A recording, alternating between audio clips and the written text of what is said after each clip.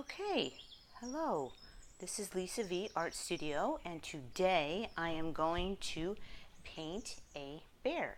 But I'm going to do a painting flow, an acrylic flow right on the bear so that I can see what the paint's going to do. Now, when you do a painting flow, you have no idea exactly how the painting is going to turn out. I'm going to try and stay within this area. I first gessoed this canvas with about 3 coats of gesso and sanded in between so it would be super smooth and fun to work with.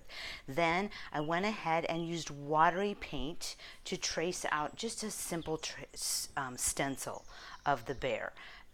You can see, like right here, actually it looks like the bear was going to be too small for my liking, so I went ahead and added another line up here. That's a nice thing about using watery paint. You can also see up here I added too much of a hump, making it too much like a grizzly bear. I didn't want it to be like too much like a grizzly bear, so I went ahead and just reduced that line down. Okay, now when I'm going to flow this on, and I'm going to use paints that I've already prepared. You can see they're already prepared. They're nice and drippy. That means that they're going to flow right into one another. I'm just going to add these paints on there and we're just going to see how it goes. I have to admit I've never done a painting pour on an animal before or an area where it had to stay within that area. So I'm just going to go ahead and put it on there.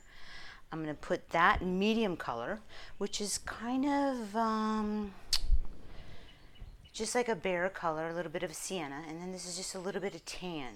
They're not super fancy, expensive paints. These are just your typical craft paints. Now I want to keep the lighter colors on the top, and I'm going to put these darker colors on the bottom. You can always check your paints, make sure they get that nice flow. Oh, we just got a little bit of a lump in there. We do not want any lumps. Lumps are not your friends. You just get rid of them, squish them on the side carefully, and get that nice consistent flow again. We added a little bit of Floetrol. Now we're going to take this bottom part, put it on the bottom of the bear. Not too much because we still have to move it all around. I'm going to add a little tiny bit of gold. I don't know why, I just happened to grab it. And as most of my stuff, I don't really know exactly how it's going to turn out, but what the heck. Okay, so put that on. Now it looks like bears have sometimes red in their coats as an accent, and besides the fact that I need more paint on there, I'm just going to add a little bit more of that red. These two colors are really similar. All the while I'm still trying to stay within my tracing. I went ahead and put the bear's eye. As you know, every single animal has its own unique eye shape. You want to get the eye shape down so that you can go around it and put it in later. Now, and you want to stay within your region. Now comes the fun part. We don't know exactly how it's going to turn out, but we're going to move it around. We're going to move it around in a direction that the hair would naturally go. We're going to stay a little bit away from the face. Actually, I'm going to wipe my special tool. It is a spoon that you can see through. It's one of those clear spoons, super awesome sauce. This is a high-tech item. I don't know if you can find it at any store you look at for it, but if you can find one of these, grab them by the dozen. Anyway, back to our bear. We're going to start to flow within our region. We now have a bear. We're going to fill in the background later. I'm going to have to wait on that. I have to see if this is even going to work. Now, if it gets to be too much, I also have another special tool. This is called a wet rag, and you wipe it on that wet rag every so often to get your new tool back. Because what I'm going to do with this light part is I want to make sure to get a little bit of that nose area. I can come in here later, but I want to get that nice flow going. I still don't know exactly how it's going to turn out, but I know that because it's a painting pour, it will always be super cool, auspicious, and super dynamic. And I'm keeping the darker colors on the bottom, staying within my shape. Painting pours are a lot of fun, but I'm probably like most of you. It's like, okay, well, I want to do something a little bit different than the painting pour. So what if I want to make something out of a painting pour? Well, this is what I came up with. I want to be able to do stuff. Okay, now you'll look at this front leg. This front leg is in front of this back leg. So this back leg is going to be a different color. It would be wise of me to just go ahead and keep this back leg as its own color. Clean off my super duper awesome sauce tool and start again on my front color, pushing my sauce down into the areas, looking super duper yummy. I did a couple of tables with this kind of this same color and it was super awesome. Oh, look at that. Now we want to keep these darker colors. We gave them a little bit of a belly, because if you know bears, and you've all run into them here or there, well, maybe you haven't, but if you have, they like to eat. They will just camp out in your yard if you leave apples out, and they will not leave until the apples are gone. So do not leave a bag of apples out. If you live in bear territory, they will eat the whole bag and leave you a special surprise in the end.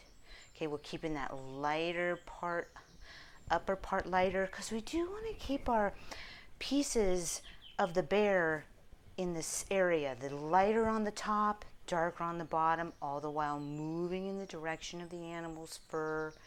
We still don't know exactly how it's going to turn out.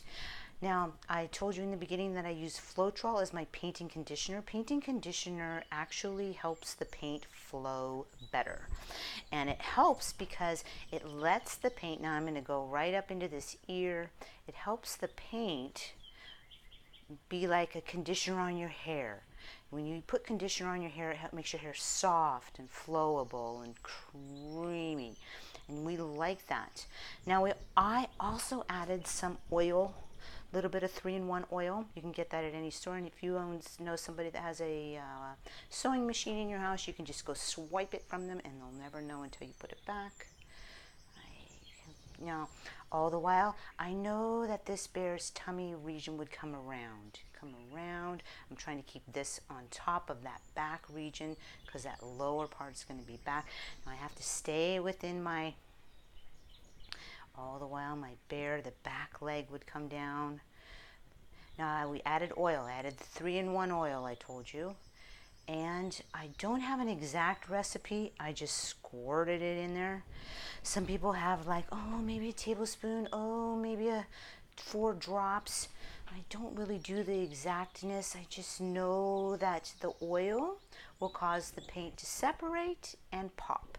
They call that cells. I call it popping.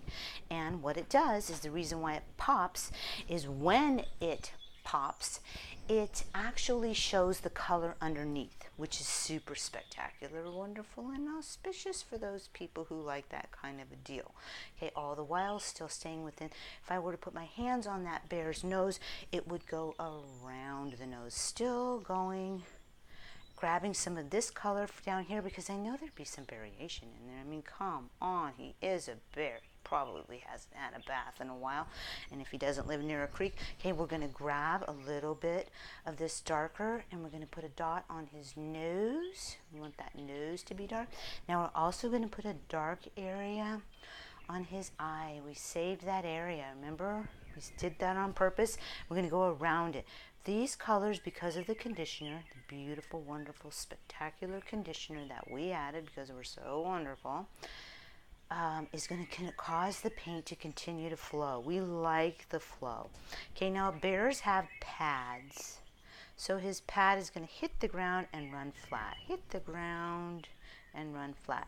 It's kind of hard to see, but you can see it's already starting to pop. I got to keep this foot, maybe come up a little bit. See how he's got, we want to make sure to get his, whatever that section in there is called, separate, because we want that bare part to look super cool. I'm grabbing extra stuff because I want to put it up around his beautiful eye, because he is going looking for berries, because as what's our buddy Rossi says, he's a happy bear. And we're getting very close to the eye, going up around the eye. Now if you get up cleaning off my super special tool, Now, if you get up and too close to an area, that's okay. You saved it. So I'm going to grab some more of this paint and pop it onto the ear. Grab some more of this paint and pop it onto that ear. Now I'm going to try and push it back a little bit. And I'm going to make that eye again. Put a little bit of dot on my special tool. And circle right in there. Now we don't want to make him look. Now you'll notice that you want your animal's eye to, you want to know what the animal's eye looks like ahead of time. You just want to get the shape of it, because every animal really does have a different shape eye. And without that shape, now look at the painting flowing. The conditioner causes it to flow into one another. We have this nice gesture coming up here, breaking up the front leg from the back leg. We're going to create that nice, oh, that just looks so cool. Look at all that popping in there. We added the oil. The oil causes it to pop, the lower colors to show through. There, look at that. We created a beautiful bear. We have this nice hind leg. He is on the go. He's looking for huckleberries because he's a huckleberry bear. Yes, he is. He's a huckleberry bear. Now we're going to push this back, push it back and around, because he's got to gain some weight. Yes, he does. Winter is a-coming, and he is on a lookout. There we go, buddy. Get you nice and soft. Now, I got the paint on there. All is well in the neighborhood. And we're going to take our little thing. I had to buy a couple of these. Turn it on. Press, turn it on. And get all those air bubbles out. This is a little butane. It's for creme brulee. At your kitchen, go grab your mother's, don't tell her, and then put it back when you're done. Get the paint off of it. It gets all the bubbles out. It causes it to flow a little bit more. Now, isn't that a cool bear? Look at that. We have just created with a pour, not just a regular pour. Nothing wrong with your regular pours. Hey man, you people are all rocking out there showing off your pours. But what if you wanted to do something a little bit different with your painting pours?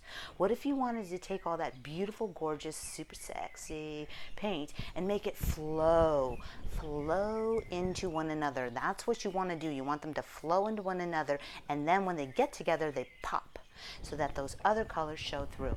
Now, I'm going to have to let this rest before I can add backgrounds to it, but isn't that super cool? And I did that like in what, 4.5 minutes? So give it a try. Go ahead and get a stencil, get a deer, get a rabbit, get a dog, whatever you want, and make sure you keep the body parts within the body parts and the background a little bit darker than the foreground. And I used 4 colors. I added gold in there as a shimmer, and we'll see what happens. I'll do another one tomorrow maybe, and I'll show you what I'm going to put in the foreground and the background. Thank you for watching.